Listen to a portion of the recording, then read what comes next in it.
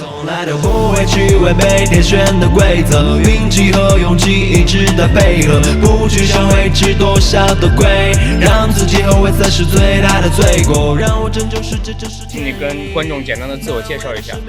好了，各位观众朋友们，大家好，这里是萨萨。那么我是一名来自西安外国语大学动画专业的一名大一的学生，同时呢也是咱们 B 站的一个小 UP 主，我的 ID 叫做萨萨超级萨同时呢我是来自 Double Rock 音乐厂牌的一个音乐人。对，请问你以前有没有给动画片创作过音乐呢？坦诚的说，这是我第一次为动画片去创作音乐，甚至是为一个故事去写一首歌。你第一次看到《望古神话之天选者》的时候是什么感觉呢？我看完这个 PV， 看完这个简介，我就觉得，因为它主题是赛博朋克嘛，这个词儿近2年因为一些游戏因为一些影视作品，它的热度慢慢上来了，所以说我对这一类风格呢，兴趣是只增不减的，于是我的这个灵感兴奋度一下就上来了。你在创作这首歌的时候，创作上有哪些思路？创作过程中有什么感受呢？创作思路呢，对于我来说是非常模糊的，因为我从开始创作音乐到现在，只过了1年多的时间，对，所以说经验非常匮乏，基本上都靠自己的感觉去写歌，于是呢，我就从这个故事的内容，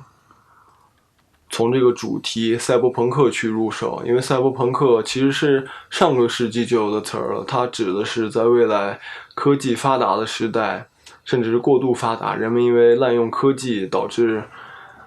社会中间出现一些矛盾出现一些冲突，我就从这些角度去写歌。然后第二呢，我就在琢磨天选这个词儿，因为天选者嘛，其实是在我们看来就是运气好的人，欧皇这种人。然后我就寻思，运气好就是不是在说我嘛？因为我其实从一个平凡的一个高3的学生被公司挖掘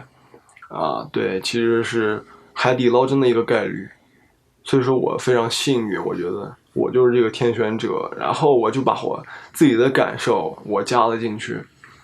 于是呢，有了自我的感受以后呢，我又这个创作的过程呢就非常的顺利了。好的，最后你有什么想说的呢？最后呢，我也就希望《天选者》这部动画能够受到更多人的喜欢，受到更多的关注。同时呢，我也是一个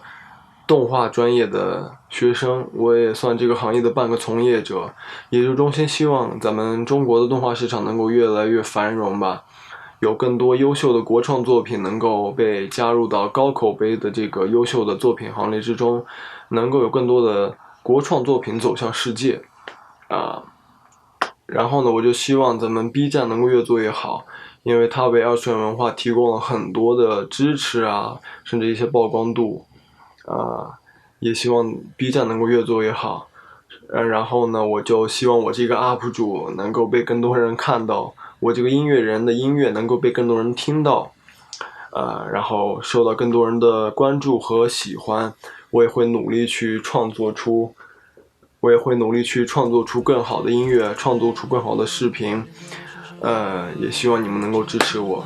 也希望有更多的人能够听到我的音乐，能够看到我的视频。对 ，Peace。已经没时间流泪，直到结局的时候，也从没想过会后悔，从来都不会去违背天选的规则。